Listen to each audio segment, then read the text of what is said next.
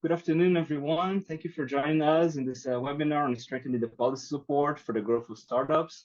So this, as you know, is part of the advisory service that ESCAP is providing to support the South-South Interregional Collaboration Program on STI for Cambodia, Laos, Thailand, and Vietnam. So to give our opening remarks, and I welcome everyone here, may I give the word to Ms. Marta Perez-Cuso, Economic Affairs Officer from the Innovation, Enterprise and Investment section of the IID for United Nations ESCAP. So Marta, if you'd like to give the welcoming remarks, over to you. Thanks very much, Rafael. Thank you for organizing. I'm very happy to see familiar faces today joining us. As you know, the private sector plays a fundamental role in the progress of our countries. And this is not only because they bring economic growth, but also because they ideate and bring and create innovations that can help address social and progress socially and address environmental challenges. And we know that the investments of the private sector in research and development, they have resulted in very valuable goods and services, from digital solutions to medicines and to more sustainable products. And the private sector also plays a fundamental role in training our workforce and in keeping continuously train and upskill their knowledge to new demands and to new technologies. Businesses also have very specialized and very good understanding often of markets and of technologies that many of us cannot keep up with. And they can help identify market trends, technological needs, and skills requirements. And for this reason, it's really critical that any government that wants to advance and build their national capabilities in science, technology, and innovation, that involves as much as possible the private sector in those efforts. And for that reason, we've organized this second part of our engagement with Cambodia, Laos, Thailand, and Vietnam on supporting governments that are seeking to engage the private sector and build and develop national capabilities in science, technology, and innovation. And there are many policies experience in different areas. And here we wanted to focus on a couple of areas that we think is of interest for the 4 countries, and that we also hope that we can bring new innovative ideas. And the first one is today, we'll be focusing on startups. Startups can be, not always, but can be amongst the most innovative firms in a country. They can bring valuable innovations to the market. They can disrupt industries. They can create new industries and create new employment opportunities. And all of your governments, all of you have been exploring policies and programs to promote these startups. We can see that there's a great variety of incubation efforts, accelerator programs, seed money for startups. And this has bear some fruits, and there has bear for sure an interest among particularly young population on startups, on creating and initiating technological and seeking unicorns. However, the reality is that many startups will not be successful, and many, even if they've developed an interesting concept, will not be able to go to markets to be commercially successful or to stay in the market. So today, recognizing the value that startups bring, but also the challenge that they have in the valley of death, we wanted to explore what else governments can do, what are some of the innovative instruments they could consider to help startups in that overcome that valley of death. And we thought of two dimensions that we will be exploring today with a number of experts and senior government officials.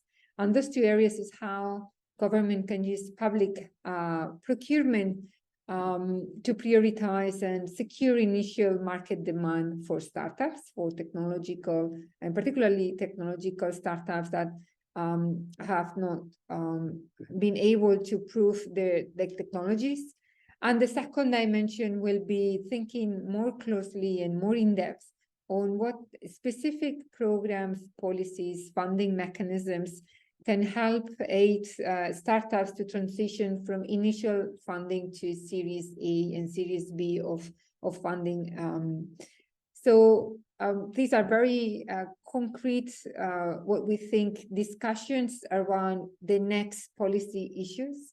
And I believe that with the guidance of Dr. Apiwat, with the insights of experts in this area, but also with your own experiences, we will be able through this session, through dialogue and sharing your respective experience, to identify some opportunities to help more startups. So with this, I'm really looking forward to this discussion, and I hope to have you all engaged in this webinar, but also the next coming events. Thank you. Thank you so much, Marta, for your insightful overview. Now we'll start with our moderator, Mr. Apiwat, to introduce our panelists. So we have a very good set of panelists here. So Apiwat, over to you. Thank you very much, Rafael, and thank you, Marta, for the introduction to the webinar. On behalf of the team, I'm very honored and delighted to have 5 panelists today, as well as the participants. I'm looking forward to the discussion today. The panelists that we have today are the experts and very experienced in this field of innovation policy, as well as startup landscape in the Southeast Asian region. The first panelist that we are honored to have today is Dr. Chinawut Chinaprayun. Dr. Chinawut is actually the Executive Vice President of the Digital Economy Promotion Agency, or DEPA, in Thailand. He has a profound understanding of Thailand's digital startup ecosystem, as well as startup procurement policies that he will be able to share today. So he's uniquely positioned to tell us about DEPA's innovative investment approaches, as well as procurement policy. Joining us from Vietnam, please welcome Dr. Tu Minh Hieu, Deputy Head of Division at the National Agency for Technological Entrepreneurship and Commercialization Development, or NATEC. Mr. Hieu offers an invaluable perspective on the STI startups landscape in Vietnam, and he will discuss how the Vietnamese government supports startup growth and development. Next, our third panelist, Dr. Atichat Phutikan. We're honored to have him here today. He's an advisor at the Thailand Science Research and Innovation, TSRI, an agency that promotes science and research and innovation in Thailand. And he will bring a wealth of knowledge in the startup ecosystem, as well as the dynamics between startups and government agencies. The fourth panelist today, and I'm very excited that we will be able to hear from Mr. Soviet Pet, who is the CEO and co-founder of UOT and App from Cambodia. He's a startup leader, and he will help us look into the issue on the ground perspective of Cambodia's startup environment, and he will share insights into the types of partnerships that are instrumental for business growth and success in Cambodia and beyond. Last but not least, our fifth speaker panelist is Mr. Casper Sermsuksan, who's the Executive Vice President of Global and Strategy at the Thai Startup Association and the founder of C-Bridge. With extensive experience in the startup scenes across the Southeast Asian region, Casper is well equipped to discuss the needs of startups and the support they require from governments to flourish. So these are an incredible group of panelists we have today. The area of panel discussion that I have actually prepared a few questions for the panelists. We will ask the panelists to answer relatively specific questions in 3 rounds. The first round is a little bit, it's about the general support that governments have been providing to startups in CLTV countries and perhaps beyond. And as Mata mentioned earlier, different countries have different policy instruments, and we, as you probably know already from the document, the invitation letter, this will become part of the workbook that we are developing, which will primarily be about policies to promote the private sector engagement in science, technology, and innovation. So for one, we are asking our panelists to give us some perspectives and based on their experience and knowledge about how startups have been supported by different governments. So let's first ask Dr. Chinawut, who's our first panelist. Sawasdee krab, Dr. Chinawut. So Dr. Chinawut is actually, an executive from DIPA, and DIPA, as I've introduced earlier, is really targeting, specifically to startups. And from the conversation that we had with him earlier, before this webinar, we learned about DIPA's very specific policy instruments. And it's actually a type of investment mechanisms that I think would be helpful and useful for other panelists and participants to learn about. And these are primarily what Dr. Chinawut shared with us earlier. It's called co-investment, convertible debt, and convertible grants. It seems very specific, so it would be great if we can hear from you, Dr. Chinawut, what they are and how do you think DIPA is using it to promote startup growth. Please. Okay, thank you very much, Dr. Abhiwat, and good afternoon, every participants for today. Actually, let me explain to you that actually DIPA is about almost 7 years old. When we set up the organization in 7 years back, actually at that time there's a lot of problems with the Thai startup ecosystem, especially in terms of the early stage funding and the roles of the government in the system. Because it's just most of the policy support from Thai government to startup just begin about less than 10 years ago. The ecosystem is still very young. So at that time, actually, even though there are grants and supports that other government agencies already provide for startup, but we see that there's still a lot of problems and a lot of gaps still that we need to fill. So when DIPA is setting up 7 years ago, we come up with a new instrument because with the new law that we have and what the laws that establish DIPA as well, it proposed that we can doing several things. If you look into the spectrum of the government agencies in Thailand, actually we are the closest one to the private sector. Normally, most of the Thai public organizations cannot, for example, invest directly or take a share in the private companies. But for DIPA, we have the exception for that, and also our policy and our intention and all the initiative that we try to do. We try to be the one who be the driving force for the private sector. So that's why when we come up with a new agency called DIPA, and the new instrument has been developed to support the growth of startups. So we are establishing a new mechanism for supporting startup, which we call DIPA Digital Startup Fund.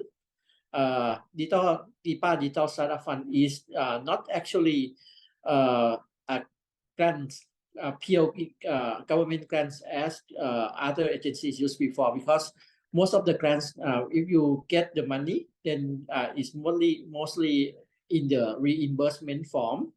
So you have to enter into contract with other government agencies, and then you have to achieve the objective of the projects that you have been granted, and then you get the money reimbursed back to your pocket. That's a very problem with the startup, especially when startup do not have a lot of resources and money to run the business from start. So that's why when we set up DIPA, we're trying to solve that problem with this new mechanism called DIPA Digital Startup Funds. So we have actually start with 2 funds first. The first fund is called DIPA Startup for the early stage, or the very early stage startup, that we provide this what we call convertible grants to the startup at the pre-seed and seed level. It's equivalent to 1 million baht in the grants, which is actually divided into 2 parts. We also still give the pure grants for 30K baht, 30K baht to startup as well.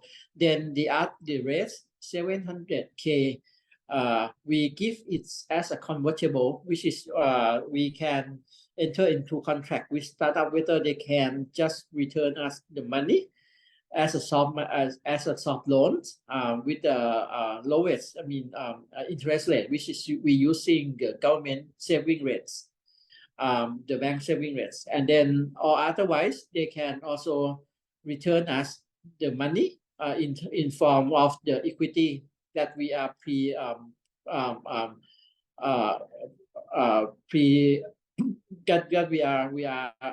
have the agreement with them whether how much the valuation would be after they finish the project, so they can give some numbers, choose some numbers that they can convert the grants that they receive from us into the equity as well. So so with that we give that grants to the startup at pre-seed and seed level. And then there are another one that we call the early growth, which is we give 5 million baht to startup mostly at the pre-3A stage, or we give as a bridge financing. So at that time when we start DIPA, we also face that the problem with Thai startup that can raise 3A and beyond from the professional ventures is very hard. And we have a number of startups who try to prove themselves that they have the product market fit, and then they can grow. So we feel that with this DIPA Digital Startup Fund for early growth stage, that we give 5 million baht to startup as a convertible grant as well. So if they can choose whether they're gonna return us the money, or with the lowest saving rates as well, or they can convert into equity after enter into contract after the contract ends. So contract normally lasts between 1.5 years to 3 years. And if they decide for us to take equity, then we can also provide more on the follow-on investment to them as well as a direct investment. So that's what we have been doing. But not just that, we also use this mechanism to support with the venture capital investment in Thailand as well. So if we come up with a new program also called D-Venture, which is we certify a number of venture investors in Thailand that are qualified by our criteria. For example, they have to not just invest money in startup, but it has to be smart money, which is they provide also networks, provide knowledge, provide experience, or help with the follow-on investment as well. So if the investor pass through this criteria, then they can be in our networks. And if they invest in any startup, we can also matching the money from digital startup funds to them directly as well. So Okay, this is thank you. Yeah. So these are really great points. I took notes of the of these interesting initiatives and measures, and I think these are really interesting because it does show that DIPA is really working with the private sector, especially the finance part. We'll come back to this issue in a little bit. I would like to go and ask a similar question to Dr. Hugh. Dr. Hugh from Vietnam. Now that you've heard from Dr. Chinawat about what DIPA in Thailand has been sort of experimenting, after 7-8 years of learning how the government can support. I would like to ask you about Vietnam, how the Vietnamese government has been supporting startups in Vietnam, because we know that the startup scene in Vietnam is growing and is very active. We have Mandy in the room.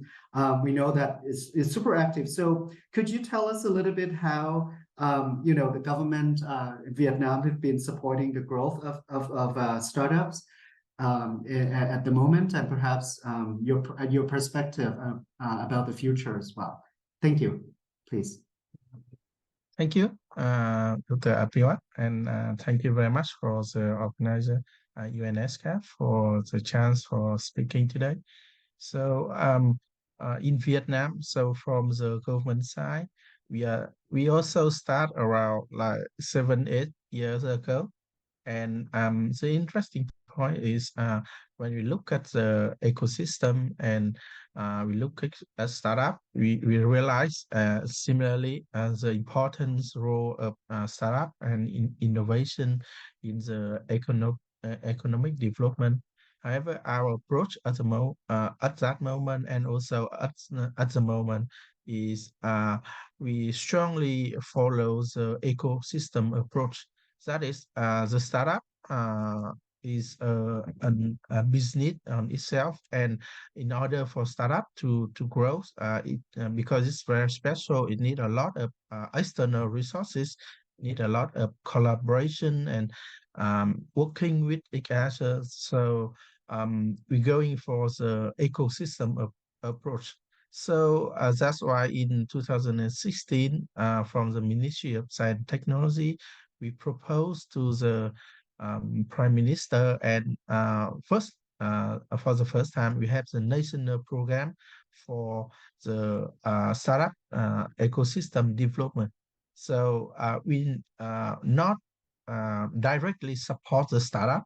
However, we support the intermediary, including the incubator, accelerator, university, and service provider in the ecosystem. So what we see is building up the ecosystem is create a favorable environment in order for the seed or the startup to grow.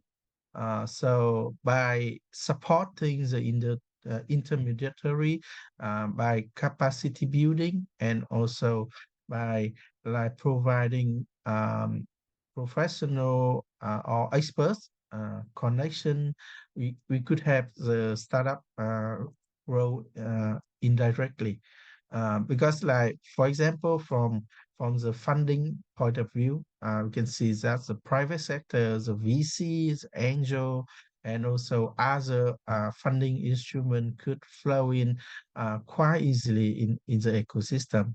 For example, in Vietnam, we have seen over 200 foreign VC has been actively working and funding for startup in Vietnam. The program, the national program is the program from the government to support the ecosystem. However, along with that, we also creating the legal framework for the favorable environment. So I think firstly, for the legal framework, we have bring in the definition about startup firstly in the legal framework and at the legal law level. So this is what has been defined as a highly scalable, repeatable entrepreneurship that that could reach a very high growth. So it's similar to the definition of high growth is needed in several other countries as well. So after that, also from the law for SME support, we have one chapter about supporting the startup. So from there, they could have many different kind of support, from information, from support to the mentor and coach, and also we are working on the legal framework for incentive for the startup as well. So I think policy mechanism and also experience from many other countries including like Thailand or Cambodia or other in the region like Singapore, Korean, etc. From the UN ESCAP, from the other like OECD and many other um, international organization, it can be provided. It can be lesson learned and many things. However, from our point of view, the key thing is the approach, how we can apply this instrument in our ecosystem, in our nationality. So from Vietnam, we see that there are three things that I think you can emphasize on. The first thing is open up the mindset of the top leader as well, because like when we are building up the ecosystem, when we are building the legal framework, it's very hard for developing or deliver the policy without the approval of the policy leader. The second thing is collaboration. Yes. Yeah. And the third thing will be the innovation mindset, which is like coming from the market approach. So I think this is very short time for sharing. However, at the moment, so in there, Vietnam has both like activity program to support the ecosystem, and also we are working on the legal framework, especially for support directly for the startup and the intermediary in the ecosystem. Thank you very much. I really like your points about the ecosystem approach because, you know, in the literature as well as in the previous phase of this project, of this program, we talked to a lot of policymakers from the four countries. And then we realized that the ecosystem approach is the right approach. And a lot of people are, you know, focusing this the ecosystem approach. And also what you mentioned is really key as well, that sort of trade-off between, on the one hand, you want to build the ecosystem in a very good way, but on the other hand, there's existing mindset of policymakers, especially leaders, who want to see results, right? So that balance, it's really important for policymakers like you to strike, right? On the one hand, we want to build the ecosystem, big picture systems, but on the other hand, the results need to be shown. So I think that's really interesting. But I would like to build on what you mentioned, Dr. Hill, about intermediaries. And I would like to ask the third panelist, Mr. Casper, about intermediaries, because Mr. Casper, you yourself, you know, is an executive of the Thai Startup Association, which is really an important actor in the sort of startup ecosystem, and your experience. You know, our team, we talked earlier about the lessons that you yourself learned from being in this space for a while now. So my question to you is that, so how do you think a startup association as an intermediary, like, you know, the Thai Startup Association, could contribute to the growth of domestic startups?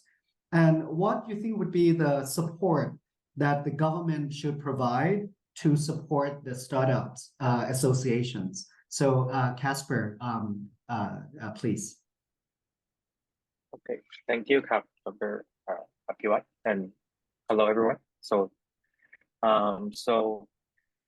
I think thank you for having me. I think I've spoken to a few of you on this panel as well, and then some has been working on this like long way before I did. So one of the things that I think is quite unique and special in Thailand is actually we have this Thai Startup Association, which has evolved over time, right? The Startup Association in Thailand has been established for next year will be our 10th anniversary already.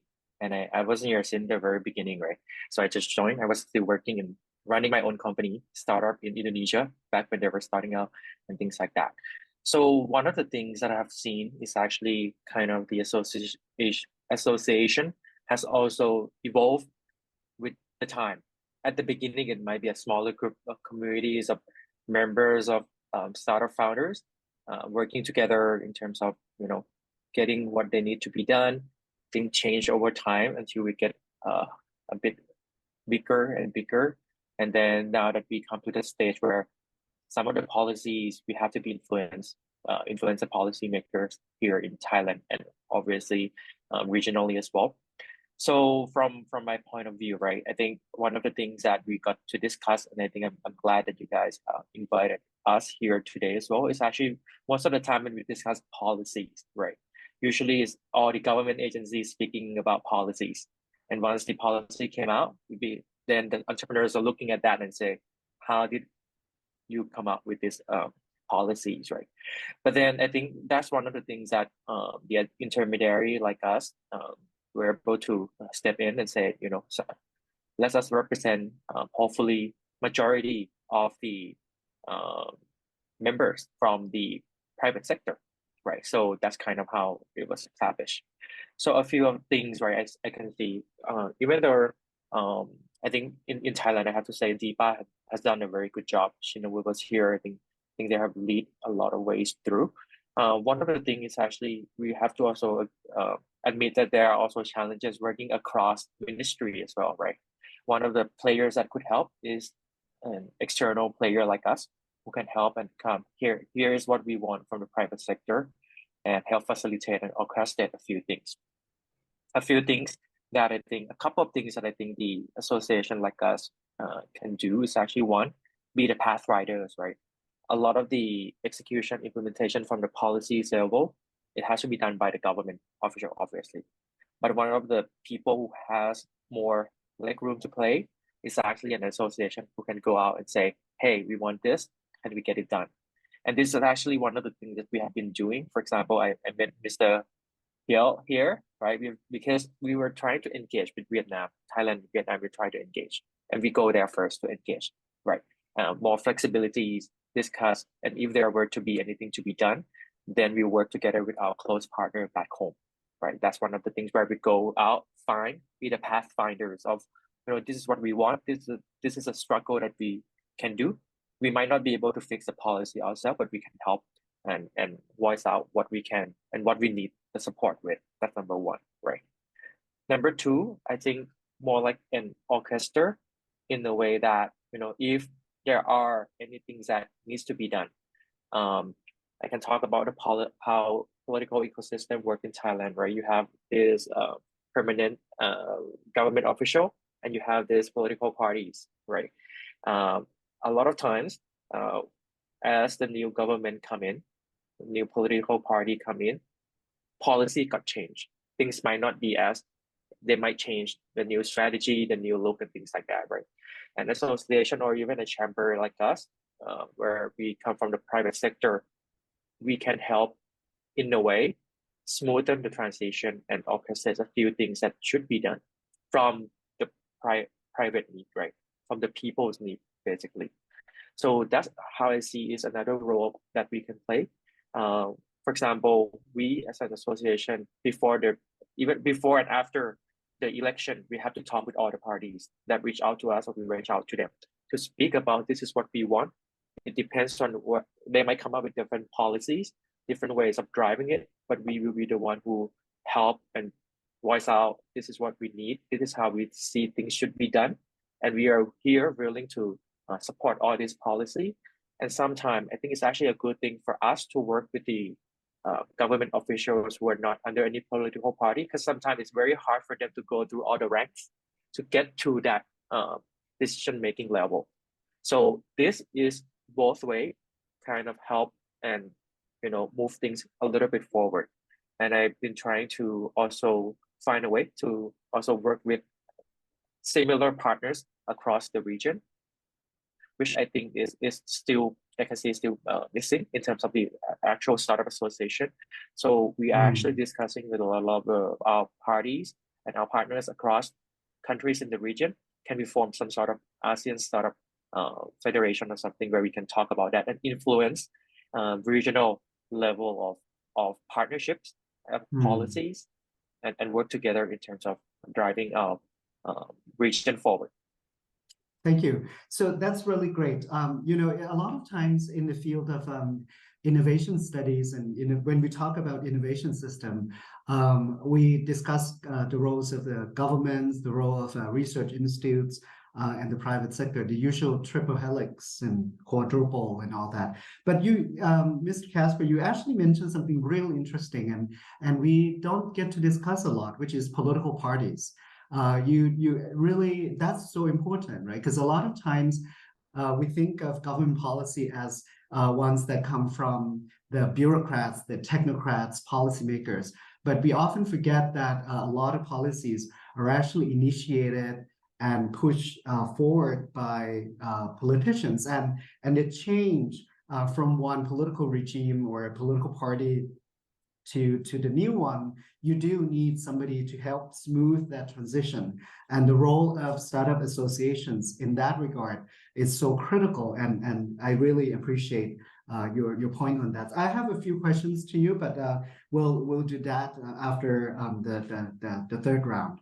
Let's go to Dr. Atichat, who's from Thailand Science Research and Innovation, which is a policy-making, agenda-setting agency in Thailand. And we know that, as Dr. Hill mentioned earlier, and Casper also talked about the ecosystem approach to STI and startup ecosystem.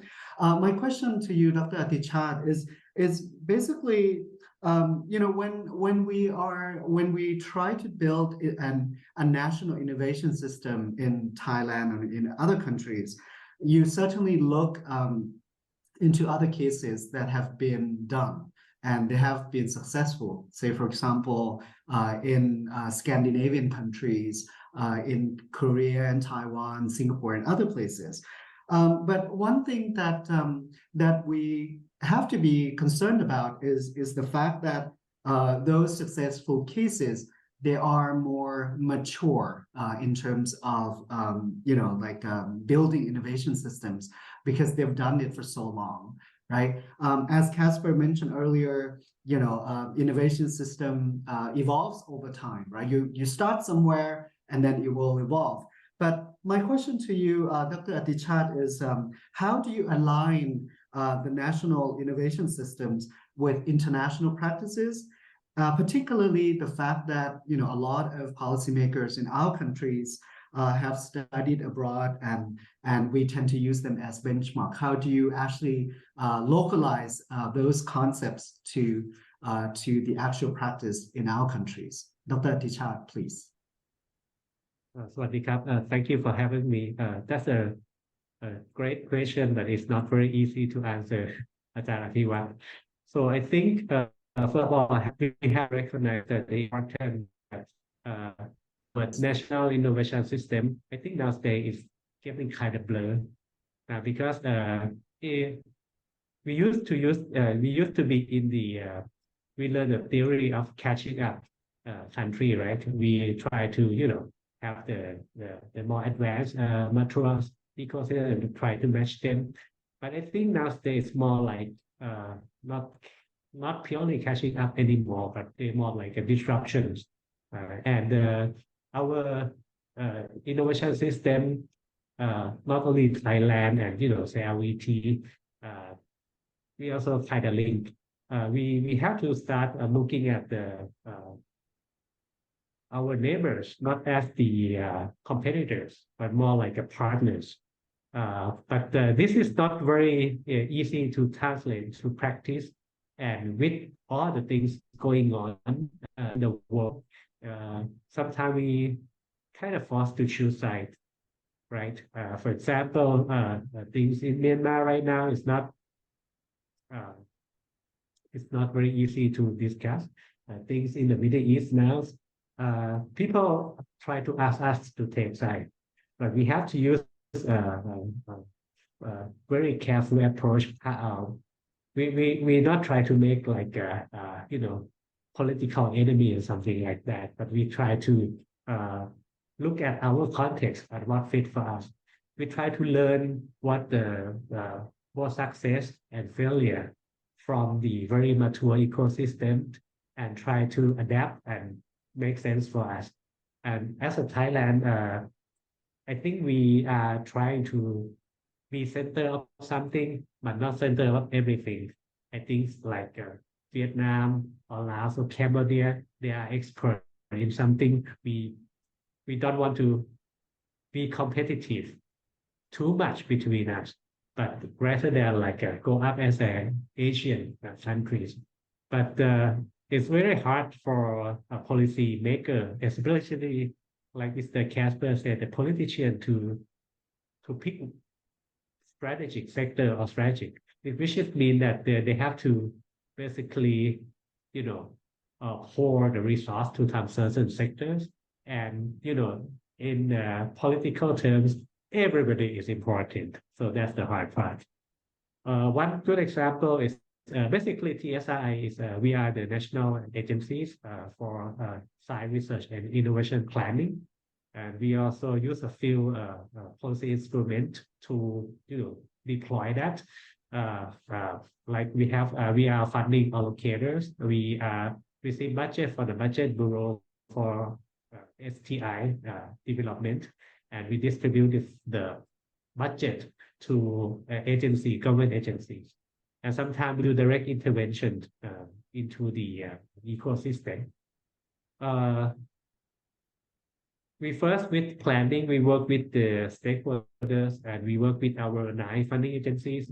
The notable ones include the National Innovation Agency or NIA. They receive budget from us. They are one of the major contributor to startups.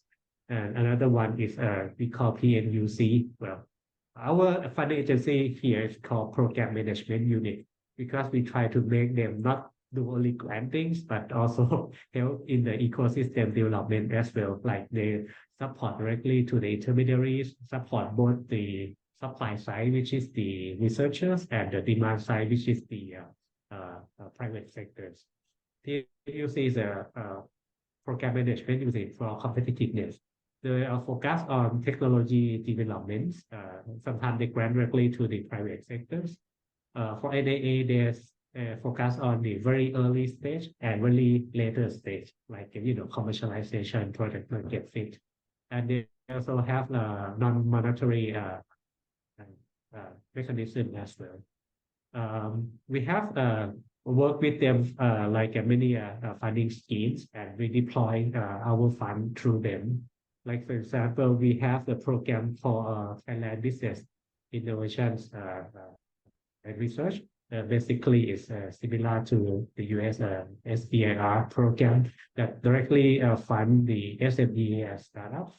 And we have sometimes the direct approach is basically we recently issued the Thailand Research and Innovation Utilization Promotion Act or TRIUP Act. We work with our policy maker, policy agency, which is an XPO. I saw someone from an XPO here. We work together and we do the policy deployment. We help create the laws. Basically, it's a Beidou Act for Thailand to, you know, shift the ownership of the from grantor to grantees of the IPs. And we also go beyond our usual domains, like you know, in innovation finance and innovation market. We work with, let's say, the Security and the Exchange Commission, or SEC in Thailand, which is the one that look after the stock exchange, and the Comptroller General Department, now Thailand. So I think the hardest part of the ecosystem approach is, since we are less mature system, there's so many things to do, but not everything is the right thing to do. Yes. Right. I will leave at that. It's actually really interesting because from what you discussed, Dr. Adichat, it feels like there's some learning process institutionally as well. So let's call it institutional learning, right? It seems like Thailand has gone through several rounds of experiments institutionally from, like, for example, in Dr. Hill mentioned earlier that Vietnam started from indirect approach. Vietnam hasn't, maybe now, but at the beginning didn't directly support startups, which I think was the same for Thailand. But now, from what we heard from you and also from Dr. Chinawut, that even institutions like TSRI are actually working with the private sector more and more, and work directly with startups. So we do see that institutional learning happening, and as you said at the end, that because we're still immature, we're still growing, there's a lot of learning curve. There's a lot of learning that we have to do, and the learning curve is very steep. So thank you. I would like to pick on the one keyword from you and use that as the question to our fifth panelist, Mr. Soviet. Dr. Adichat mentioned the shift from catching up model of ecosystem building to disruption, from competition, from competitors to partners. Mr. Soviet, you are an entrepreneur yourself. You worked with the private sector. You are the private sector. You have worked with the governments, and you worked with international venture capitals and those different actors in the ecosystem. As an entrepreneur and business owner, I'd like to ask you what kinds of partnerships that you have experienced or you have seen that have proven really beneficial for supporting startups in Cambodia or in other places. What kinds of partnerships do you think are good for startups? Please, Mr. Soviet. Thank Dr. Apivat, and good afternoon from Cambodia. Let's do this. I want you to understand about our view of our ecosystem of startup in Cambodia. Our government, from the perspective of a practitioner like entrepreneur like me, I am impressed on what they are doing. Our ecosystem is small and limited, but we have pros and cons being like small like this, because of con is that we need to speed up our ecosystem to meet our economic growth. Otherwise, we're gonna take risk that much, because we're gonna be to be extend and grow to answer the economic need in the next 3 or 5 years or 10 years. But what the pros is that being small, we as a startup, we get the benefit from our government support and very direct to us. Like my case and my peer of startup, they got many support like fund and also like join the program for readiness, for growth, for investment, and also get some many more fund from that. So answer to your question of what kind of support or what kind of partnership that as an entrepreneur and also startup looking for. For me, I would make it into 3. The first one is like the investor partnership, meaning like we need the fund and also a strategic partnership with our investor. As we are young and we need more input, we need more experience from them. And the second one is that we need the support from the government as always, because government is the very key person. Like in Cambodia cases, like I show you a case that our Ministry of Economic and Finance, they create an independent department that support and work very close with our startup that we call Khmer Enterprise. It is an independent organization that provide the knowledge, the resource, and also technology transfer, and also fund that work closely with us. So this is the partnership that we need, and we need a mediator that help us like this. And the last partnership is that peer-to-peer startup. It is tricky that in Cambodia, in my age of startup, actually our WhatsApp and also the generation of startup, we take around 3 to 5 years. In this stage, our startup, we start a partnership with each other. For example, like we're trying to create the ecosystem of, for example, HR. So we have the recruitment HR, we have like technology HR, and obviously we also have like people who use the service and so on. So we connect this partnership to make our ecosystem more grow up. And yeah, that's the answer that I got. Thank you. So, Mr. Soviet, I really like the part that you mentioned, strategic investment. Could you explain a little bit what you mean by that part of strategic, strategic investment partnership? Can you give us some sort of like examples of what you mean by strategic investor partnership? So when we talk about investor, there's two keywords. The first one is fund and our capital, and the second one is strategic. As we are small and we would like to grow, a strategic partner here, we're looking for the experience that what direction should we move, or what is the right track that we should be done in order to be grow from seed stage to Series A and B. That one thing. And the second thing is that the investor, they have the resource a lot. For example, like the customer, the key stakeholder in the ecosystem. So they can provide us that kind of strategic way. So we can just catch up, and it's convenient for us to grow more faster than just doing by our own. That's the way I think. That's great, because what you're saying, if I may repeat, is that it's not just the money, right? The partnerships is really not the money, not just the money. Obviously, money is important, but the fact that investors come with other network capital, they have other knowledge as capital that they could help startup as well. So thank you very much for that. I would like I have a lot of questions, so we certainly have a lot of questions that we can discuss in a sort of second part of the webinar. But I'd like to move on to the second big question that this project has been trying to explore, which is about public procurement. And Mr. Soviet mentioned that a lot of times the strategic partners come with customers. The market is key. Sometimes it's not just the money. I have experienced that myself. Being in this field, that sometimes you get the money, but you don't know what customers you can get access to.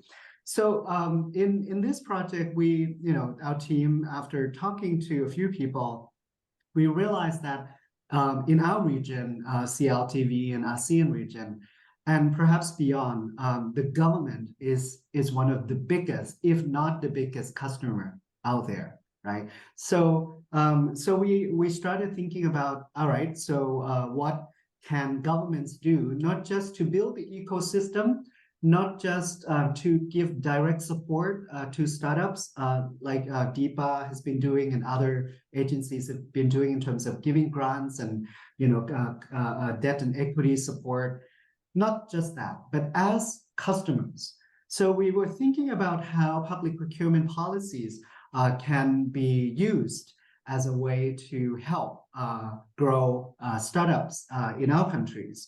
So I would like to ask Mr. Casper, based on your experience as an entrepreneur yourself in Indonesia, you mentioned, and Thailand, as well as being part of the associations, you must have heard a lot already about the experience of startups as they try to secure public procurement projects with the government. What are the challenges and what are the opportunities out there that public procurement policies are supporting or not supporting startups in Thailand and beyond. Casper, Yeah. please. Thank you. So I think in terms of the specific government procurement process, I would definitely leave it to Dr. Shindawut. He has a lot more experience in terms of working on that than myself. I think what I will share is actually a couple of things, right? One is let's look at it from this point of view. First is this is come from my personal belief, right? One is, should startup get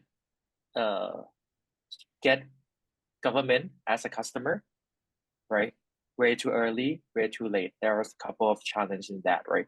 For example, if you're a B2G, business to government company, obviously you have to work with the government to understand their process, create a lot of the process to find so-called product market fit, working with the government, right? How the process work and things like that. But then if you're B2C or B2B companies, and once you start working alongside and adjust your product to fit how the government procurement works way too early, that could become an interesting problem, because you're not finding the real product market fit. You're finding the money from the different sector than you expected, right? So if you were a B2C or B2B companies, you should not adjust your product to fit government procurement policy, right? The government is not your customer in a way. They are your supporter, right? So that's number one. But number two, regarding that, then you move to the second point, where what can the government do in order to help support that? Actually, a few interesting cases, and I think I have seen witness this firsthand, happen in Indonesia as the ecosystem group. And this is one of the example I share quite a lot, right? So I was there when a lot of the travel application was about to open up. One of the interesting cases actually, a lot of people thought an application like Traveloka become a unicorn because of the flight, for example, flying. But actually, interesting enough, the more frequent mode of travel is actually train, right? As a public transport system. So what the government did, Indonesian government did back then, was actually open up all this API for different companies. So we might, have heard of Traveloka, but if you live locally in Indonesia, you can book the train through multiple applications, including ticket.com and all the other partners, right? So with this, the government actually did not 100% give money for people building it, but they can utilize it in order to capture the potential customer, and they can charge according to what they need.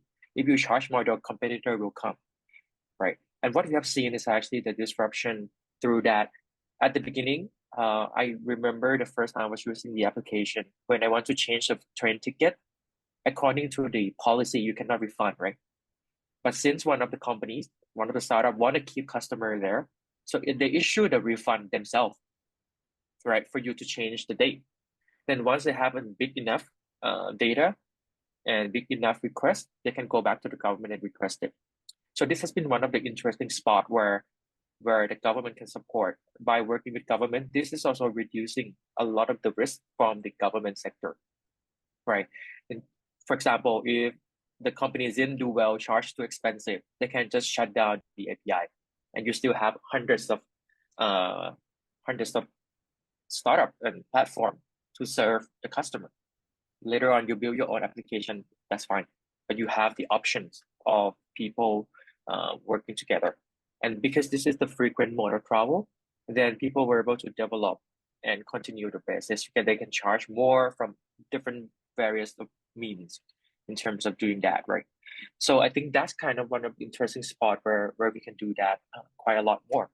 And then I think one of the key areas, right, and then since going back to your question regarding what are some of the challenges that could happen working with government procurement, I think one of the things, right, 4 things. One is the timing.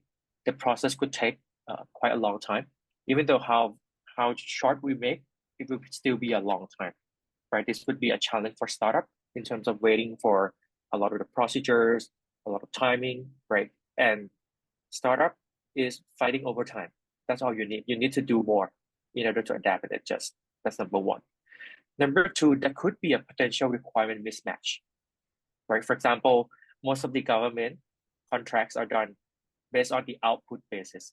Do you have A, B, C, D, E of the contract that were signed a year ago? And I could really ask how many startups have the same output a year after. If you're a two startup, right?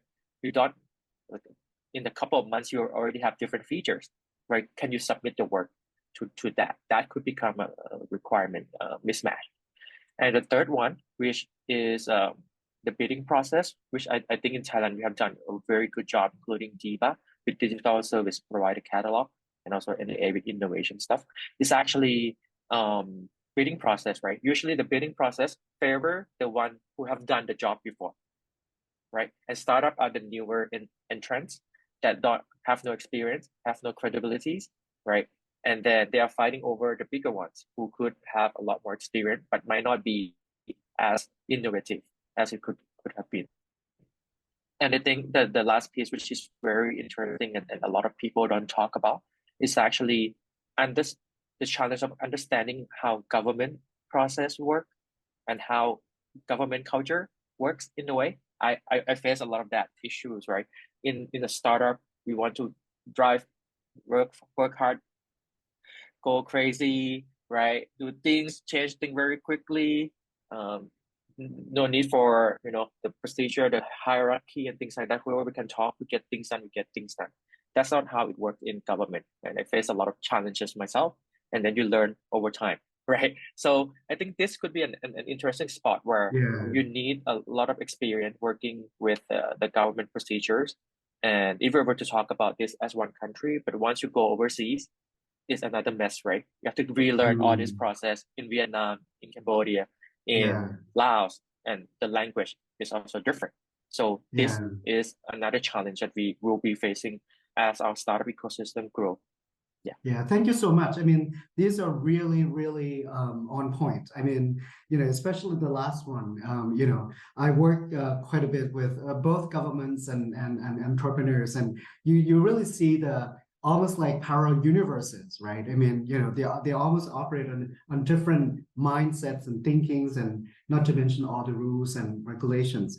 Now, so these are great points. Now, I would like to turn to Dr. Atichat, because when we talked, earlier, a few weeks ago, you mentioned how the government of Thailand has been trying to address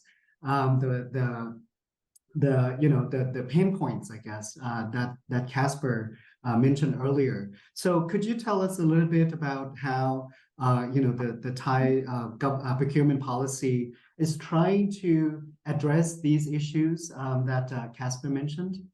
Thank you. Thank you, Ajahn Pivat. Yeah, we've been trying, but it's not successful yet. Well, I'm not the representative of the government, but I'm just speaking from the working person perspective. In Thailand, there's a saying that for the government money, if it falls into the river, it will not flow. If it falls into the fire, it will not burn. So basically, this is the mindset of the government procurement system, I dare to say, in Southeast Asia, maybe except some few countries.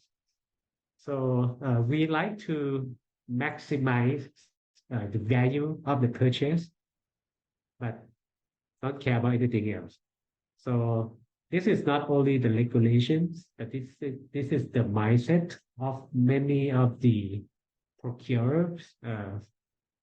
What we try to do is try to slowly but surely try to shift that mindset to be open. For example, many of the Thai startups, let's say, are digital, which is Dr. Shinawat might be the better person to answer that.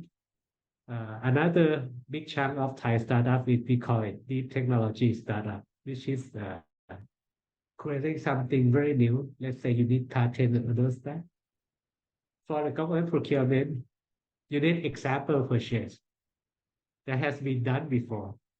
So there's no way that many of the startup products can be purchased by the government. So how do we resolve that? As I mentioned earlier, we have the program called TBIR, with Thailand Small Business Innovation Research, which is a grant. But we model after US SBIR, but we adapt and we create a track for startups. Because basically we try to match the government, we call the purchasers, work with the startup to help create the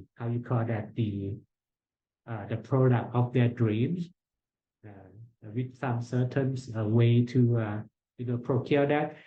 And they may involve at the very beginning, and some startup willing to have the product line serving for that.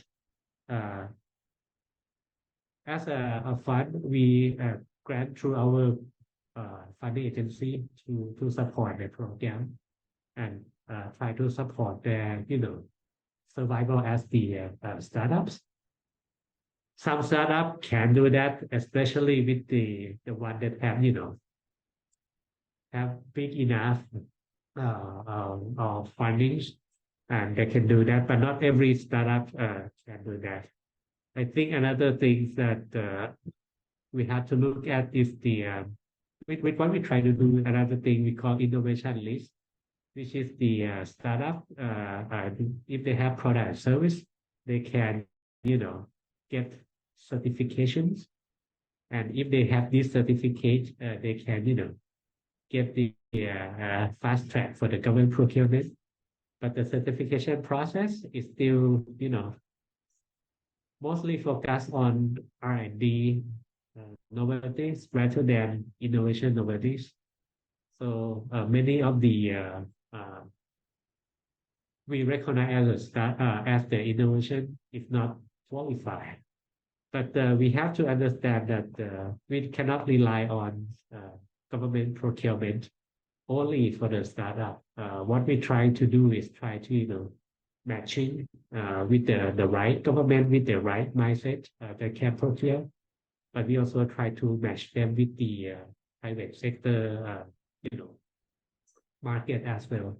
For example, we create something called Innovation One Fund, which is work with the Thailand Federal of Industry. We co-matching the fund, and we let this fund managed by Federal Thai Industry. Sorry for the wrong abbreviation. And we let them, basically what they try to match the buyer and the startup who has the product that the buyer might want in private sector. With our fund will be the facilitate the process. So yeah, that's what we're trying to do. But I think Mr. Casper already mentioned not all startups want to have government as the market, and I don't very few startup can wait. I think, yeah, that's my opinion. Yes. Yeah, no, please. actually, that's really good. I feel like now that we hear from both you and Casper, I realize that procurement policy is so specific. It has some heavyweight requirements that it would be good for only certain types of startups. Please. Let me add one more thing. I think for us as a few countries that need to success, we need to land like a special track that help on explicitly for the startup government procurement. Without that, it's very hard for traditional channels. Yeah, because you have not to have like a very good product. You have to have good service, after sales service as well, and which is many of them cannot provide that. And you have to have good connections to know people who knows, not to get into the list, but to really understand what the So it feels like what I hear from you and Casper is the fact that if we indeed want to use public procurement policy to support startup, we really need a specific pathway for them. It cannot be an open procurement platform and let them compete. It has to be quite specific. It has to be very targeted. So let's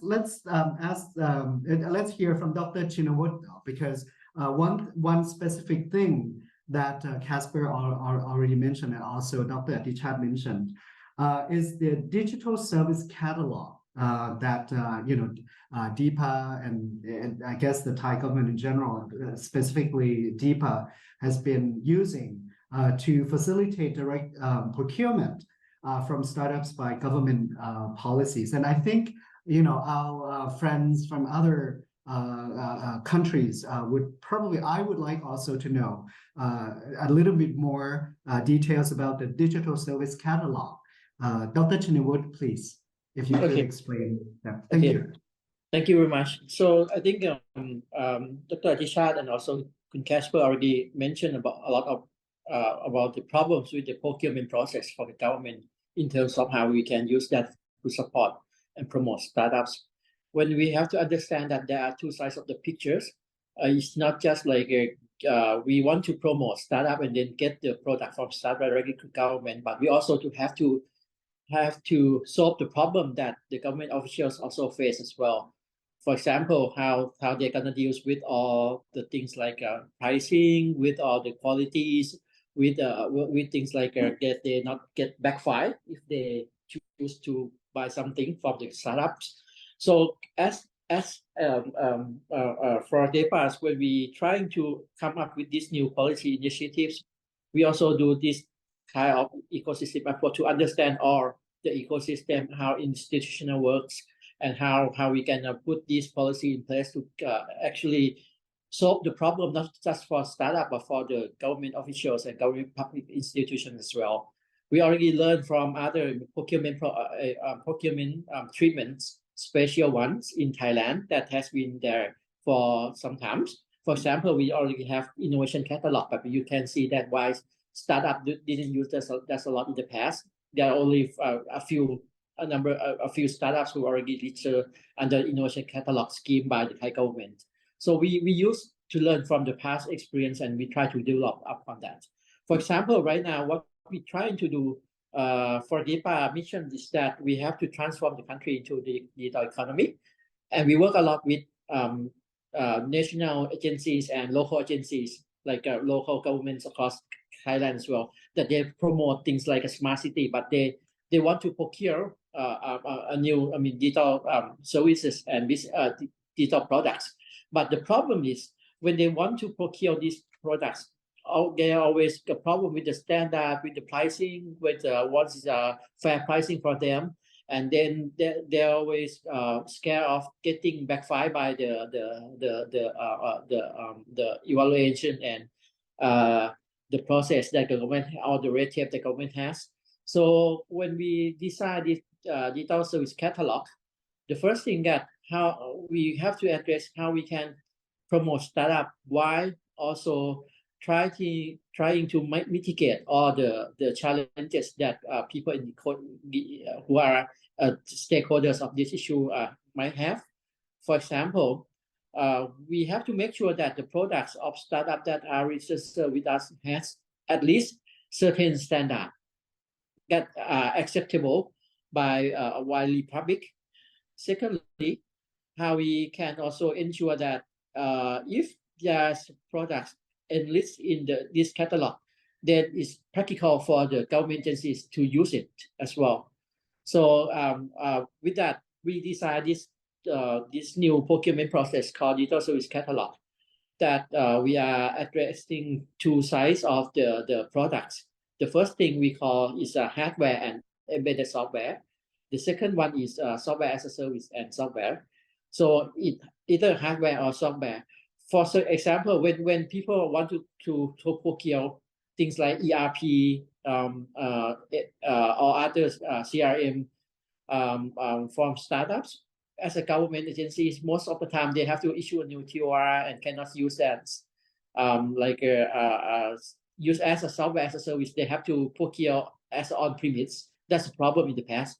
So with this catalog that we already certify the products get passed through some certain standard For example, DIPA using ISO 29110, which is a standard for digital service production and software production.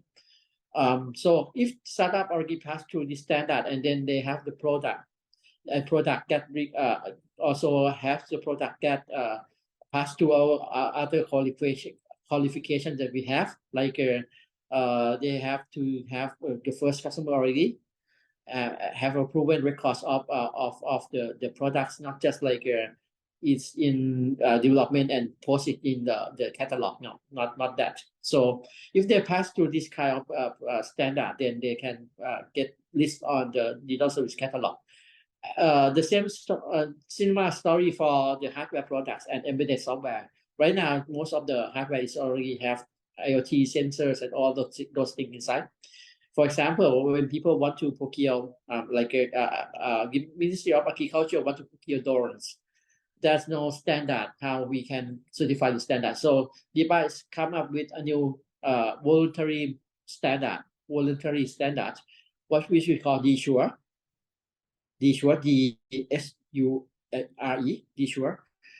This DSURE standard, we work with the third-party certifying body agents like SCG and others who has capacity to help us with the technical services and technical specification evaluation. So under the DSURE standard, we have 3 dimensions that we certify. The first is called safety, whether the product is safety enough. Second is security. Security, which is if they are the products that have the comply with all the data privacy regulations and all those things. And the third is functionality, whether the product has the functions that specification and functions actually works with that products. So with this 3 dimension of criteria, we use this DSURE standard to certify all the hardware embedded software products to the list. And then all the products are listed with the clear pricing, all the pricing is very open. Then we can ensure other parties like the one that who has to evaluate all the payments, the Office of Budget, Office of the Computer General Office. I think they can make sure that these are the product that has certified, has a clear pricing model, and has all the quality and standard that can be procured. Then the local governments or public agencies can procure it without a lot of concerns. So it's already in the text that the cabinet and the royal decree already have this digital service catalog that can do special procurement process. Like they don't have to use e-bidding. They can use like if there are only one product, then they can procure directly. If there are several products in the list, they can just choose from once. But they don't have to go through this e-bidding process. But to make sure that these are actually works, we have to make sure that all the data, all the qualities, all the standards there. So they are trustworthy use. Yeah, that's really wonderful. So how's the reception so far? Has the startup people are sort of engaging more in this? Do you see that people are recognizing it? We just launched. Actually, before we launched this service catalog, we work for a long time. DIPA already is what we call the digital service providers. We have about 500 digital service providers with us and have all of their product on the market called Tech Hunt and the DIPA website. But then when we get this special treatment for from the government to have the special procurement, we have to migrate all the products to the new digital service catalog database, and we are in the process of doing that. And we already do a lot of PRs and promotions to other government agencies that can use this process as well. There's a lot of things that we have to do right now, from getting all the agencies, all the government agencies to understand the process and to make sure that they trust the products that we have listed on the website. So right now we're doing a lot of things from PR to road shows to to help stimulate the use of the service from the catalog. And also we also trying to make sure that startup themselves try to achieve the standard, try to enlist their product in the portal as well, that we call Thank you. because otherwise it's not going to be the like supply and demand side it's not balanced. Right. It's really great to hear that, and I think this is a good lesson for other government agencies and other governments as well, that you need to solve both sides of the equation. Because a lot of times when we, our team started thinking about public procurement, we're thinking like, oh, okay, how public procurement could help startups. But you actually help us reconceptualize it, right? Because this is not just about solving the startup equation, the problem, but it's also helping the government to become better, to be more efficient at the same time. So in a way, focusing on public procurement is not just as a way to support startups, but rather it also helps government to become more efficient and more transparent as well. So thank you very much. And I really love your discussion about how it evolved from some other listing databases and product databases now to something a little bit more substantial like the catalog, because it shows that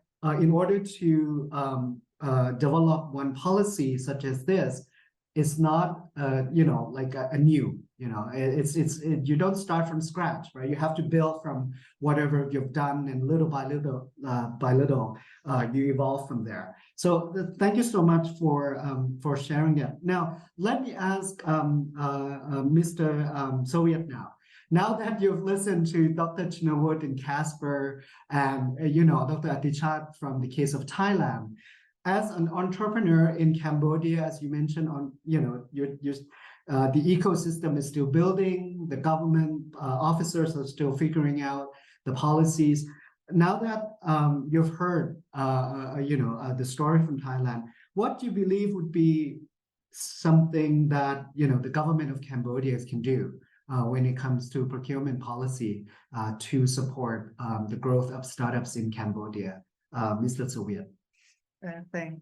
Actually, I listened to Dr. Chinawut from the past. I just realized that Cambodia, we are doing that too. We are trying to list all the startup, and we're trying to create ecosystem more stronger and into to meet our policy. However, I see some issue because of we are doing slow. That make our government actually more than partnership with our startup. Our government trying to create some product that compete to our startup. That's just a few cases. But what I learned is that, for example, like a traveling app, for example, and then our government try maybe some issue in terms of trust, or some startup not that so trust or small. They're trying to create their own platform that similar to our startup, and it's not only traveling up. We have some more product that our government create. So what I need, and one our regional to do is that we more than just compete to our startup in terms of being a government. We should be partnership and support our startup because in terms of growing and go fast and also innovative, I do believe that our startup and our private sector is go faster.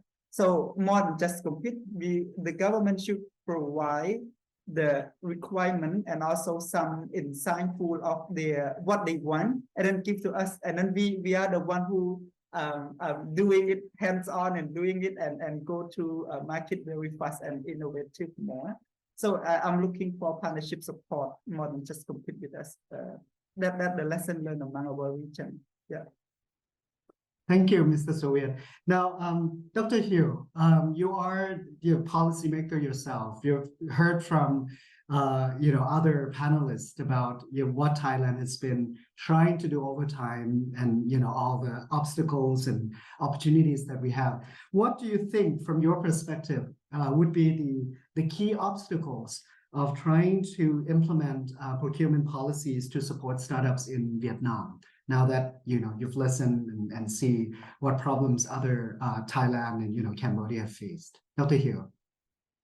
Thank you. I think Casper and other speaker has been nailed it very very good, because like in Vietnam as well, when we proposed several years ago, when we proposed how to support startup, aside from training, connecting activity as well, so we also propose for developing the market for startup, especially the public procurement. And secondly, recently we also currently propose the open innovation approach and open innovation agenda throughout the ecosystem in Vietnam. And we have been talking with Casper as well about how we could connect the lesson learned from what they are doing in Thailand to Vietnam. However, the key problem, or what I can say, is not really a problem, but it's a different in mindset. One is the public procurement law is a very important law for the overall public sector. So it's not only for startup. So so that's why when we propose the person responsible, in this case the Ministry of Planning and Investment, is you need some amendment or relaxation for startup, as we all knew about that startup doesn't have enough like criteria, don't have enough of history, etc. However, it's very hard to do so. So at the moment in Vietnam, actually we could do it is kind of a sandbox. So in a special degrees for a national innovation center in Vietnam, we could also embed it alive for, if a startup apply for public procurement, they could be gain extra point, or could be easier, or could be ignore of some of several requirement related to like how many years they have been doing this, or have some similar product already. But I think this is only in paper at the moment. In practice, it's very hard to do so, because at the moment there's no law or legal framework for like certificate for startup. So who can be considered startup, for example, like this? So and how the government could kind of like suffer the loss of like maybe the fail of the product or so. So in Vietnam, at the moment we have several like approach in order to still encourage the public procurement, or I could say the usage or the cooperation between a public sector and a startup. So when we look at this way, it's gonna be a kind of like collaboration project between a public sector and the private. And this gonna be much easier to carry out. So, for example, in Vietnam, in Da Nang, I think in 2018, UNDP and also the Science and Technology Department of Da Nang, and also a startup called Hikate. So the startup provide a kind of a chatbot, a solution for a public sector, tourism department in the Da Nang province, in order to provide information for tourists and for and curer. So this kind of collaboration project could lead to a better like experiment and activity. So sorry. So in this case, I think the government not become a buyer, but to become a collaborator with a startup. So a similar approach has been carried out when we are taught that if you using the government money, that it could be very hard. However, if you could collaborate with the startup, so the startup could like using or could be benefit from other resources, such as, for example, data. Through the chatbot, the startup has a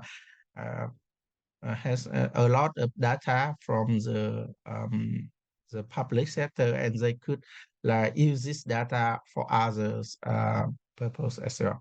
So similarly, for example, in Vietnam, in Hanoi, there's a startup that provide in Hanoi 1,000 public WC, public toilet, free for the government, Hanoi. Instead, they have the right for advertising in this public. So this is a very nice model of not really directly related to the public procurement, but how the public sector and the startup working together to solve the problem. So I think with this approach, it could be solve the story policy for public procurement. And actually, this is a way that we are currently encourage this is the first step to encourage the public sector open up working with the startup. Yes. Thank you so much, because a lot of times when we think about public procurement or any reform, we tend to jump to the final sort of outcome or output, right?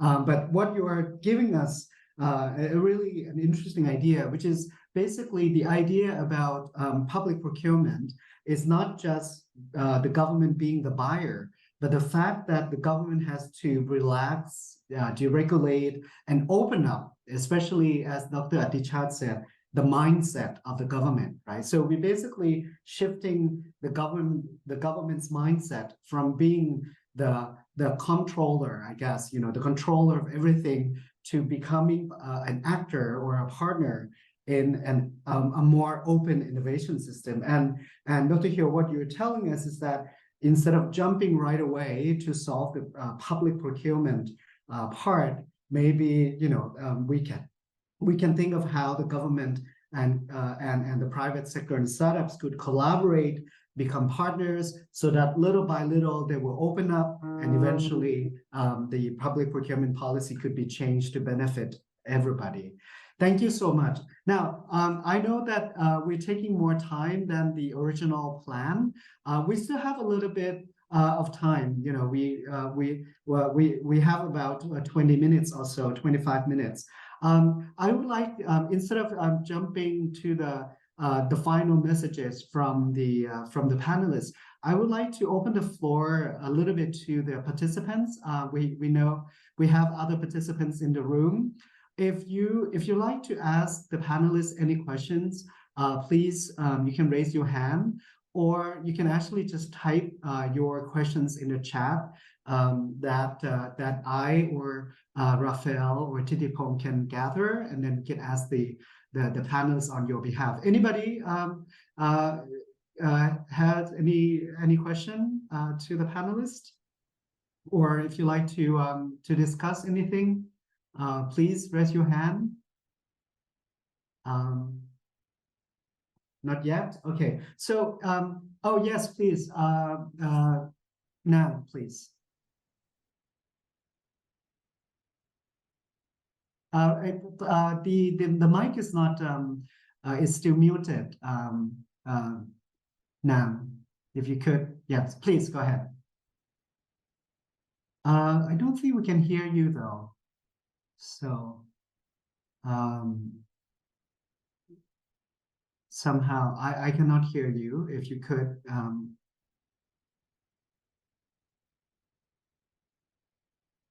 not yet. not yet.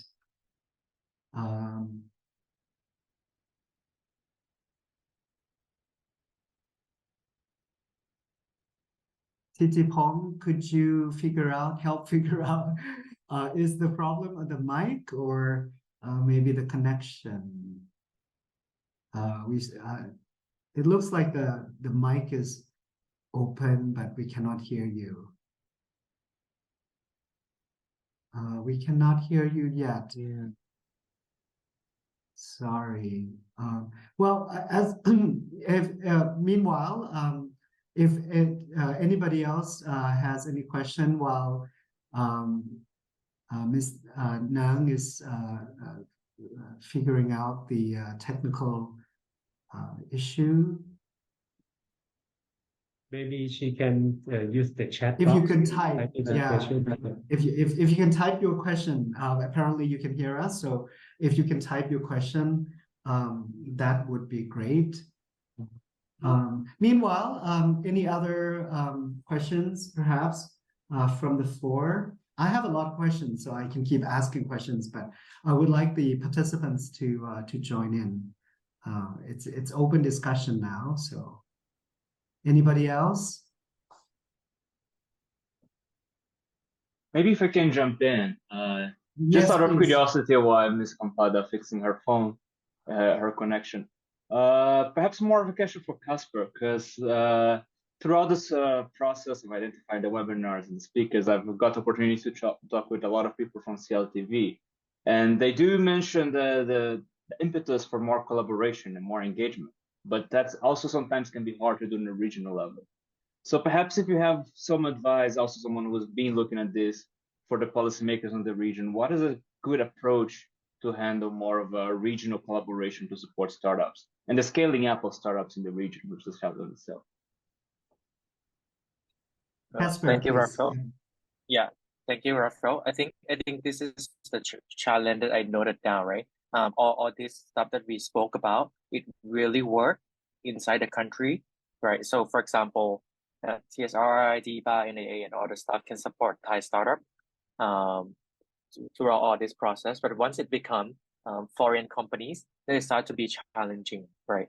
And it's also from the government level, it's also a bit of a lot of people mention of a competition here, right? To say who is doing more than the other. So I think one of the ways that we could start to look at is actually, I think, in a way, all the collaboration always start first with the private sector, right?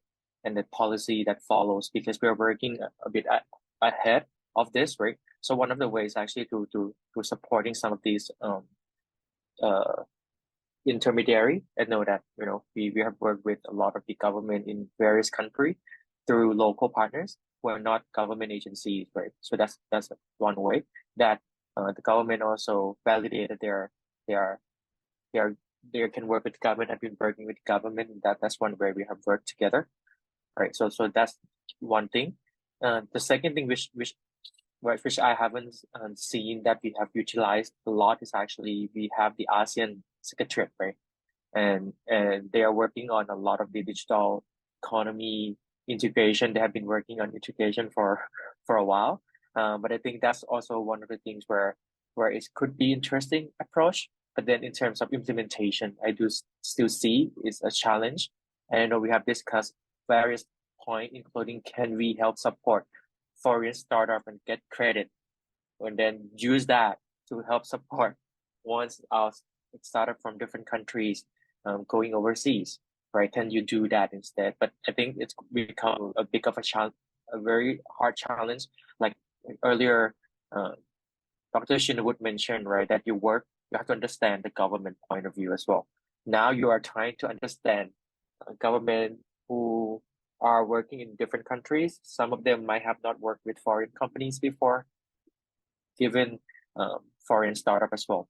So this could turn into a big of a mess, but I think we have to do something about it.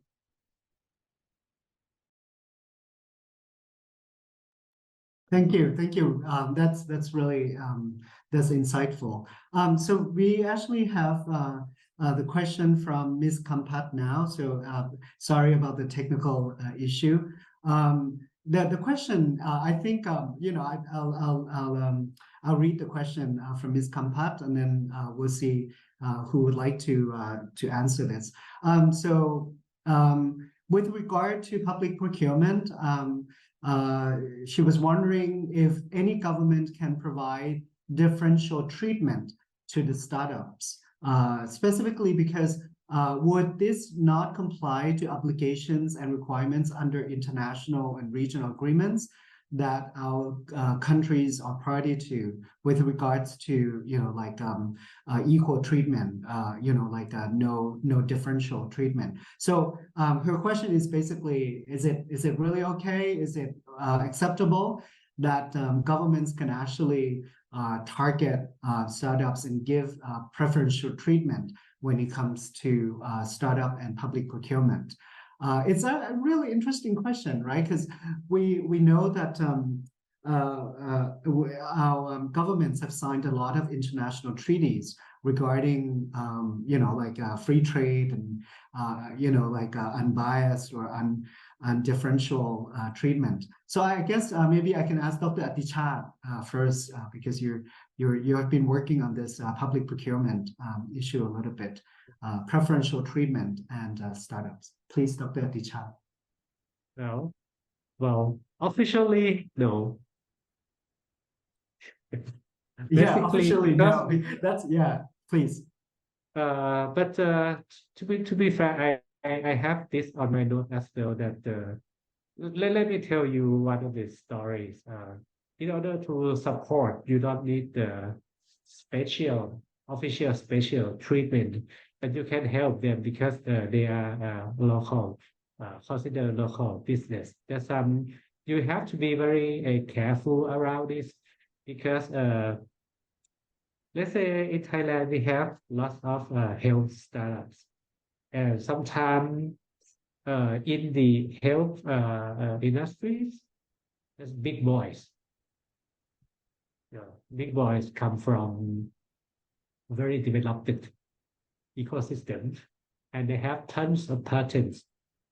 So even though you start writing something, they're ready to sue you. And I think that one time we have found one startup try to do something which is not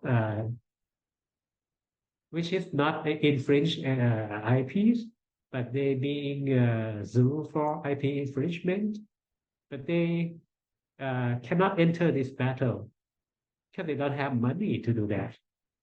So there was option for them to get out, basically being bought out by that certain companies. So that's one startup exit, you say, but that's a good exit. But the government procurement, I see some of the, I will not name the country here. I will see some of the very mature ecosystem that many of the countries used to see that. They say that they believe in fair trade and all those stuff, but the word fair trade is not equal. So not everybody have to be treated the same, but it have to be fair. So you have to have a clever way to compensate for handicaps.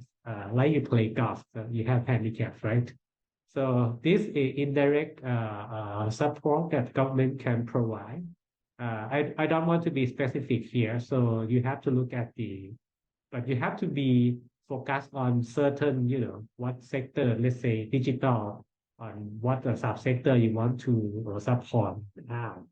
How you can make a more level playing field. How can like a small company compete with the bigger companies? On the other hand, what we trying to do, we also try to, instead of hostile takeovers, we try to help them make the bigger company invest in the smaller startups. That's another way of, you know, try to iron out these different difficulties. And one time we try to think about the special treatment, like you said, even though it's unofficial, we have been reached by some certain countries and WHO for that matter, even though it's not official.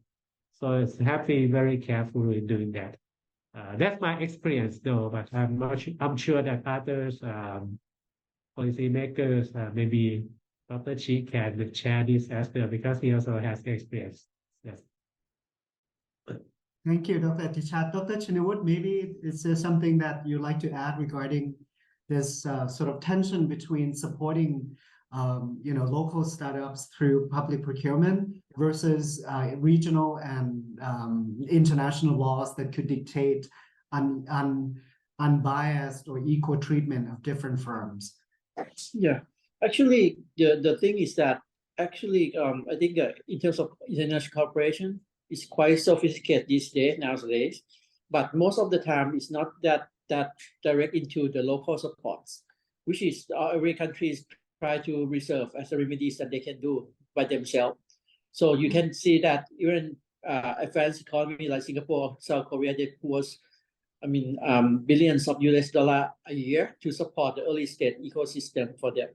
So I think there are still exceptions to some of the policy support that most of the international corporations treaties do not cover it into, but more and more there will be more on. Actually, most of the international cooperation treaties focus on this issue, mostly focus more on cooperation rather than sanctions. So I think that's something that many countries still sees, but then there are some specific issues or specific type of sectors of startup, for example, that might subject to something more, more serious.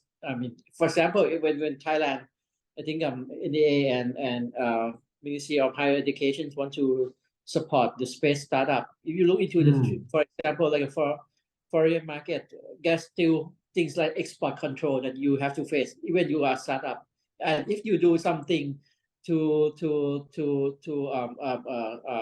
give some special treatments to space startups, then you have to also subject to this kind of regulations that you have to face. You want to export to US or outside, or with US allies or something like that. That's specific to some of the sector. But in general, I would say that most of the times, it's a way that government also try to mobilize resources from the to the needed ones, which is more younger firms, because they are not to create this kind of level playing field, access to finance and that thing. And you can see that if you compare startups, which is from the ground, to other type of innovative business. Right now, they have a lot of spin-off from the larger corporations, which is they already have a lot of resources. If you do not do the support for the startup, you do not justify the support to local startup, then there will be problems within the ecosystem itself. So I think most of the times, if you look into digital agreements across country, most of the time we are talking about supporting side, but not regulation sides or sanction sides. Yeah. Thank you very much. This is actually a really important question that Ms. Kampat asked, because there's always tension between supporting quote unquote infant industry versus the global agreement on free trade, right? So we've had this discussion and debate for a long time, and I think the issue of support for startups will come up again when it comes to this tension between free trade agreements versus support for domestic industrial firms. So thank you for the question and thank you for the answer. I think we are approaching the end of our webinar. It's quick, 2 hours. I'd like to ask our panelists to basically wrap up for us a little bit.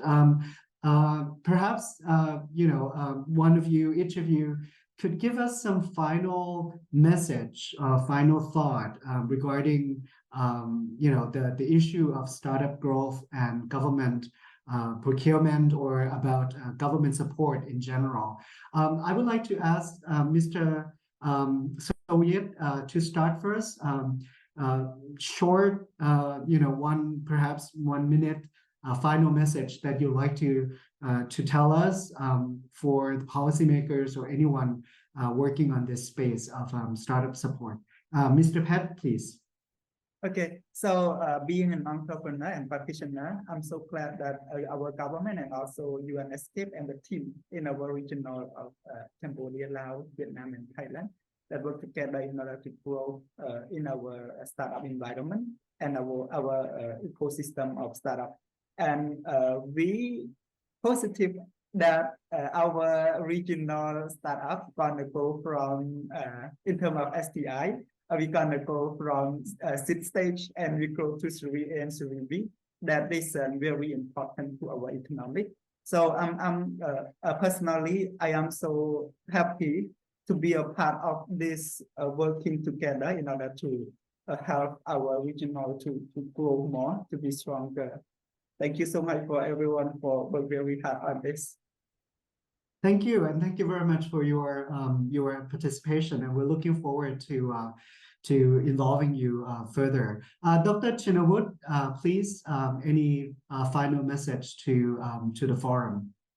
Yeah, actually, I think the government policy has to adapt to the ever-changing landscapes. Right now, you can see that the global landscape is changing very fast in terms of technology, in terms of geopolitical space, in terms of environment, for example, that's concerned. I think as a government, we are no longer have to just like doing a policy, just like taking time to do research for 1 year, 2 years, and they'll do and try to do some policy. We have to do is hands-on. We have to rely on real-time data as well. The key point is real-time data, not just the data that you used in the past, because the policy changing quite at a very high speed. Pace. And then if you still doing the business as usual, then we can no longer catch up with the trend. So it seems like you're saying that government policymakers have to become entrepreneurial as well. Yes, because they have to adapt all the time. Thank you so much. Dr. Atichat, please, your final message. Well, I agree with both of them. I think we to sum up in one word, I think we need to trust each other more, not only within our countries but with the regions. Since the geopolitics is changing quite rapidly, like Dr. Chinawut said, we need to stay stronger together, and especially there are people who try to break this bond, even though we are from the same root.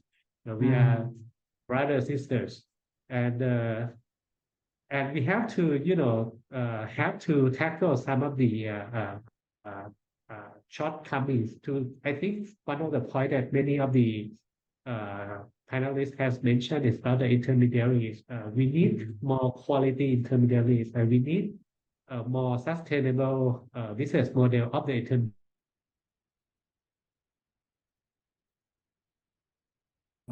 It's very different from the mature ecosystem and less mature ecosystem. So intermediary will be the important role to building trust, not only within the ecosystem of one country, but in the region. Thank you so much. That's very deep, right? I mean, innovation requires trust, and intermediaries will play a big role at the regional level to build trust. So thank you for that message. Dr. Hyo, please. Thank you. And maybe building up on what Dr. Atichat has been said, I would like to send a message of 3C for the ecosystem builder and also startup support policymaker. So the first C in be the capacity building. So we have to build capacity for the implementation of the policy, not only for dry or drop out the policy itself, because as our experience, implementation is very important. The second C will be coordination. because this is what at the moment I think in not only Vietnam but also among countries, if we want to work together, then coordination is very important. And not only between the government but also between public and private sector inside and outside the country. And the third one is definitely collaboration, because we need to work together. It couldn't be doing it alone. Like for example, in Vietnam, we couldn't do it as a alone ministry, but we need to work with each other, and also in Asian country and so on and so forth. So 3C, capacity, coordination, and collaboration. Thank you. Thank you so much. That's wonderful. So last but not least, Mr. Kun Casper, please, your final message. So I think everyone said a nice thing, right, already. So I think for me, I think there is no other time in ASEAN that is the right for innovation, right, for our economy to develop, right? So within a few years, together will be the fourth largest economy in the world, and we have to start building things of our own. We have to start building regional companies rather than import the rest into the region. And I think for us is to do that, we need a lot of help and a lot of support, right? The first one would be we need to support one another. For example, things that one person has done pretty well, we should support, voice out, and make sure that they get more resources to do. One of the things that, for example, the things that DIPA has been doing pretty well, we try our best to voice out that is the right thing to do here locally and more so internationally. And we could help each other in different countries to do that public-private, locally or regionally, right? And I think the second one, I think, like Chad mentioned, a very interesting thing is actually support, not just in terms of resources, voice out. We need to find sustainable financial business model for all these people who used to be just a volunteer, right? For them to be able to hold a glue across the region within the country to be able to survive and also strengthen our partnership, right? So that's the support part. And the second one, I think we all been here, we all have to sacrifice, right? Our time, our sleep, our commitment. All this definitely go beyond any of our scope, right? Beyond our traditional scope of the policymakers. So I really appreciate everyone, all the policymakers who is doing this for us, but also at the same time, people who are in association like ours, right? I really appreciate that time. In addition and on top of what they have to do, run business day-to-day basis, and still take out their time to do this for the economy. We have to sacrifice, but this is for the better good for our ecosystem, and there's no better time. Last but not least, I think we have to strengthen our process. We walk around, I think we have to spend more time together, learning about different cultures and differences, right? And then by the time I go to visit each of the countries, if I don't tell them where I'm from, they always speak to me in the local language, right? Yeah. So I think within that, right, there's no difference between us. I think we have to spend more time, learn, support, serve, and in the end sacrifice, but then it all for the better good for the ASEAN. I think that's the message. Wow, thank you so much. I mean, it's really nice to hear that we are forming this sort of like the mindset of regional collaboration, cooperation, and I guess it's togetherness is the key word here. Thank you so much, for your time, Casper, Dr. Atichat, Dr. Chinawut, Mr. Soviet, and Dr. Hugh for your time and contribution today. We are very much looking forward to this collaboration further beyond this webinar, because we'll have the second webinar, and then we also have the regional forum and then the third webinar as well. So we're looking forward to our togetherness from now on. So thank you again for your time. Raphael, if you'd like to wrap up, please. Sure. Yeah, thank you very much for your insights, and I want to make sure that that all the information you share is very much appreciated and will be distributed among our stakeholders. So as you most know, it is part of this larger South-South collaboration program, and through the insights you're sharing here, we'll be building up on a workshop in December with a few more of these policymakers and start building up and developing from the guidance that you gave us. So thank you very much. That's not going to be the last time you hear from us. But in the meantime, have a good rest of the day. Thank you all. Bye-bye. Thank you. Take care. See you soon.